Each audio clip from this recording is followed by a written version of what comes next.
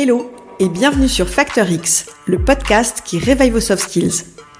Je suis Anna Martineau et je suis convaincue qu'on peut devenir de meilleurs managers, de meilleurs vendeurs, de meilleurs communicants ou encore mieux collaborer au sein d'une équipe si on décide d'investir dans notre savoir-être. J'ai donné vie à ces convictions en fondant My Learning Store, un organisme de formation spécialisé dans le développement des soft skills en entreprise. Ma vision, c'est d'inspirer un maximum de personnes à développer leurs soft skills parce que je sais que c'est la garantie de l'employabilité, du bien-être et de l'équilibre. Et c'est aussi pour ça que j'ai lancé Factor X, le podcast qui va littéralement réveiller vos soft skills. Ici, je vous livre des pratiques qui marchent pour réveiller votre truc en plus, libérer votre potentiel et devenir une meilleure version de vous-même. Avant de démarrer, j'ai un petit cadeau pour vous. Quand vous animez des réunions, est-ce que vous avez du mal à capter l'attention des personnes qui vous écoutent ? Vous avez du mal à être naturel et fluide dans votre discours parce que votre stress prend vraiment le dessus ? Vous ne savez pas comment structurer votre discours pour motiver les personnes à agir ? Eh bien, pour vous aider à dépasser tout ça, je vous ai préparé un guide avec mes 7 clés pour un discours mémorable. Ce guide, il va vous permettre de comprendre comment captiver votre public à chaque fois que vous prenez la parole grâce à 7 outils actionnables immédiatement. Vous allez découvrir des méthodes pour rendre votre discours vivant et dynamique, des stratégies pour provoquer des émotions et créer un lien avec votre public, et des astuces pour synthétiser et simplifier vos messages pour faciliter la compréhension. Alors, je vous propose de vous inscrire tout de suite pour recevoir ce guide gratuit. Mettez l'épisode en pause, cliquez ensuite sur le lien dans les notes de cet épisode, ça va vous prendre 30 secondes. Et maintenant, place à l'épisode du jour. C'est quoi le bonheur ? Comment est-ce qu'on peut dire si on est heureux ou pas ? Ces questions, elles peuvent paraître existentielles comme ça, mais pourtant quand on y pense, on court tous après le bonheur, non ? Mon bonheur à moi, ce sera pas forcément ce qui vous rend heureux, vous, par contre. Alors c'est quoi, au final, le bonheur ? Aujourd'hui, je vous propose de vous révéler la formule du bonheur. Une équation qui vous aidera, si vous l'appliquez, à être vraiment heureux. Alors évidemment, c'est pas moi qui l'ai créée, cette formule, c'est Mo Gawdat. Et ce que vous allez découvrir sur son histoire pourrait vraiment changer votre manière de voir les choses. En tout cas, je vous assure, c'est l'effet que ça a eu sur moi. Donc j'espère que vous aurez le même déclic. Alors est-ce que vous êtes prêts à découvrir la formule du bonheur ? C'est parti ! Mo Gawdat, c'est un ancien ingénieur qui a travaillé pour des géants comme IBM, Microsoft ou encore Google X. Il a eu une carrière de dingue, le genre successful comme on dit, et a priori c'était une de ces personnes, vous savez, pour qui tout sourit dans la vie. Il avait vraiment tout pour être heureux. Une famille unie, un job de rêve, un salaire de rêve qui lui permettait de s'offrir absolument tout ce qu'il voulait. Pourtant, malgré les apparences, un jour, il réalise qu'en fait, il n'était pas heureux. Il n'était jamais satisfait de ce qu'il avait. Il essayait de combler un manque en s'achetant des choses toujours plus belles, toujours plus chères, mais rien, au fond, n'arrivait à le satisfaire. Ce sentiment d'insatisfaction, c'est ce qui a poussé Mo à se poser des questions sur le bonheur. Quand tout à coup, en 2014, son fils Ali meurt tragiquement à l'occasion d'une banale opération. Cet événement a évidemment profondément changé Gawdat. Ça l'a poussé à quitter Google X pour se consacrer à ce qui est aujourd'hui son objectif de vie, se consacrer à la recherche du bonheur et à rendre 1 milliard de personnes heureuses.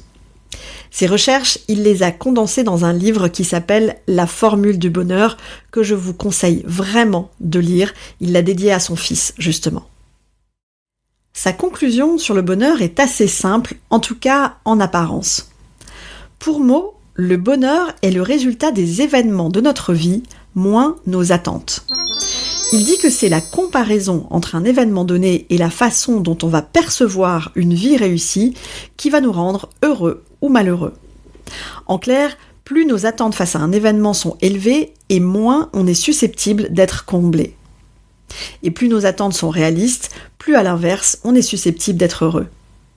Dit autrement, si vous diminuez vos attentes de la vie, vous serez plus heureux, même si bien sûr, le but n'est pas du tout de renoncer à vos rêves. Tout est question de dosage. Imaginez que vous attendez avec impatience un super week-end ensoleillé pour partir à la plage. Et tout à coup, il se met à pleuvoir. Si vous aviez fixé vos attentes sur un soleil radieux, évidemment, vous risquez d'être déçu, c'est sûr. Mais si vous acceptez l'idée que la météo est imprévisible, que vous ne pouvez rien y faire et que vous pouvez trouver du plaisir à écouter la pluie tomber, et aussi qu'au lieu peut-être d'écouter cet épisode de Facteur X sur votre transat, vous le faites en mode chill sur votre canapé, dans ce cas, vous avez réussi à transformer un moment potentiellement triste en un moment agréable. C'est aussi simple que ça. Et c'est vrai que quand on y pense, on peut tous, autant qu'on est, être en pleine forme pour peu qu'on fasse les efforts nécessaires pour ça. On peut manger sain, bien dormir, faire du sport régulièrement. C'est faire des efforts pour être en forme. Pour le bonheur, c'est exactement la même chose. On a tous les capacités à être heureux à partir du moment où on fait les efforts nécessaires pour ça et qu'on met notre bonheur en priorité plutôt que le succès ou la richesse. D'ailleurs, la corrélation entre l'argent et le bonheur s'arrête quand le salaire perçu permet de répondre à nos besoins primaires. Une fois que nos besoins primaires sont assouvis, qu'on a de quoi avoir un toit sur la tête, qu'on peut manger, se protéger, au-delà de tout ça, gagner plus d'argent ne nous rendra pas du tout plus heureux. Le bonheur, c'est donc le résultat des événements de notre vie moins nos attentes. Pour bien comprendre le concept, imaginez que votre vie est une série d'événements, certains grands, d'autres plus petits. Chacun de ces événements est filtré en quelque sorte à travers votre perception, c'est-à-dire la manière dont vous interprétez et vous réagissez à ce qui vous arrive. Si vous percevez un événement comme positif, votre bonheur augmente. Si vous le percevez comme négatif, il diminue. Mais c'est pas tout. Il y a aussi là-dedans vos attentes qui jouent un rôle crucial par rapport au bonheur. Si vos attentes sont trop élevées, même un événement vraiment génial peut ne pas vous apporter de bonheur car il n'a pas répondu à vos attentes qui ont été trop élevées. La question est donc de savoir comment on gère ses perceptions et ses attentes. Ça passe par comprendre qu'on peut contrôler notre perception des choses. Quand vous êtes coincé dans un embouteillage, vous pouvez vous énerver, c'est la réaction la plus naturelle, je dois dire, c'est vrai. Ou alors, vous pouvez aussi en profiter pour écouter un podcast comme Facteur X, ou un autre d'ailleurs, c'est vrai que j'ai pas l'exclusivité, ou écouter une musique que vous aimez, ou réfléchir à votre prochain entretien, ou aussi passer un coup de fil, même si on n'a normalement pas trop le droit, mais vous pouvez aussi faire ça. Bref, vous pouvez décider de transformer ce moment frustrant en un moment plus agréable. Pour les attentes, c'est un petit peu plus complexe. Nos attentes, elles sont souvent basées sur nos expériences passées, sur notre culture, notre éducation, et même sur notre état émotionnel. Pour ajuster vos attentes, commencez par les reconnaître. Quand vous vous attendez à quelque chose, posez-vous la question de savoir si c'est vraiment réaliste. Sur quoi est-ce que vous basez cette attente ? En prenant conscience de vos attentes, vous pouvez commencer à les ajuster pour qu'elles soient plus en phase avec la réalité. Mogadat résume son approche sur le bonheur en 3 numéros. 6, 7, 5. 6 pour les 6 illusions à éliminer. Votre pensée, votre ego, votre connaissance, le contrôle, le temps et la peur. 7, ce sont les 7 angles morts qui faussent notre perception des choses. La supposition, les filtres, la prédiction, le souvenir, l'étiquette, l'émotion et l'exagération. Et enfin, le dernier chiffre, 5, ce sont pour lui les 5 vérités à accepter, c'est-à-dire vivre l'instant présent, l'amour, l'acceptation de la mort, l'acceptation du changement et l'acceptation du dessin. Être heureux au final, c'est donc assez simple. à condition de comprendre votre fonctionnement interne et de changer votre manière de voir les choses. Pour appliquer la formule du bonheur dans votre quotidien, il propose de commencer par des exercices simples, comme tout simplement d'identifier ce qui vous rend vraiment heureux. Faites une liste des choses qui vous rendent heureux. Pour lui, ça commence tout simplement par prendre un café tranquille 3 fois par jour. Pour moi, c'est de prendre mon premier café au lit tous les matins. Et parfois même le deuxième, j'avoue. Et aussi partir en week-end prolongé 1 fois par an avec mon neveu, ou encore déjeuner tous les vendredis avec ma nièce, ou l'apéro du vendredi soir avec mon mari. Pour vous, ça peut être des choses comme ça, ou encore lire un bon livre, jouer avec vos enfants, ou même cuisiner. Peu importe d'ailleurs. L'important, c'est de réussir à reconnaître ces moments, ce qui vous rend heureux, et de les multiplier au maximum. Le bonheur, c'est un choix actif, une pratique quotidienne. On vit tous des moments difficiles, même si on ne donne pas l'impression. On subit tous des événements douloureux. Et face aux événements de la vie, en réalité, on a la plupart du temps le choix de notre réaction. C'est nous qui décidons de la manière dont on vit les choses.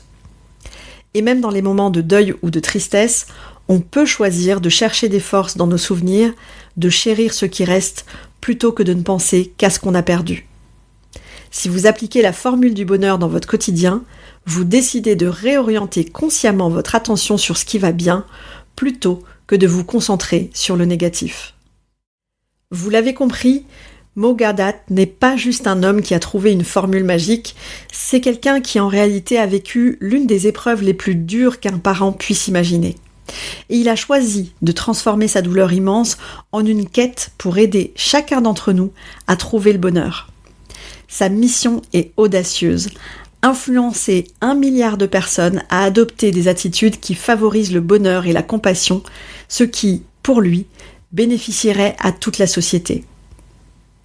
Et si on prenait part, nous aussi, à cette mission, vous imaginez le monde qu'on pourrait construire ? Alors je vous pose la question. Quelles petites choses allez-vous changer dans votre routine pour augmenter votre bonheur aujourd'hui ? Mon challenge cette semaine, évidemment, ça va être d'utiliser la formule du bonheur dans votre vie dès maintenant. Commencez par faire la liste des choses qui vous rendent heureux. Jouer avec vos enfants, lire un bon livre, cuisiner un bon petit plat, prendre comme moi votre premier café au lit, peu importe ce que c'est. Faites cette liste, identifiez ce qui vous rend vraiment heureux. Et ensuite, ajustez vos attentes en commençant par des petites choses comme un repas ou une rencontre. Observez comment votre perception des événements peut changer. Ensuite, appliquez ça à des événements plus importants. Ajuster vos attentes, c'est réévaluer ce qui compte vraiment dans vos vies. Le bonheur est là, à notre portée, si on change notre perception et qu'on ajuste nos attentes.